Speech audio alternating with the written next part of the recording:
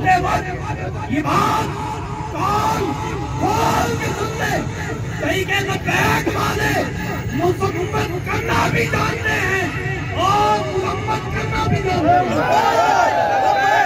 لبیک یا رسول اللہ، لبیک لبیک لبیک یا رسول اللہ، لبیک لبیک لبیک یا رسول اللہ، لبیک لبیک لبیک یا رسول اللہ، لبیک۔ اس وقت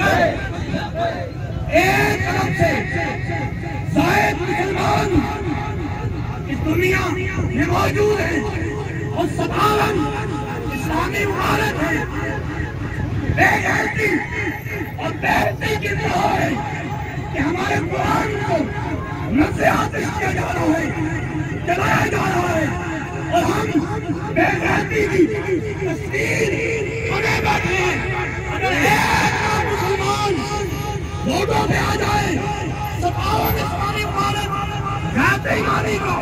مظاہرہ کر رہی ہے، اس قرآن مجید نائب کتاب کو اپنے ہاتھ میں اٹھا کر یہ چیلنج کریں، آج میں تمہیں کو ہم مٹتے ہیں تو مٹ جائیں گے، لیکن قرآن کی عزت پر حرف نہیں آنے دیں گے۔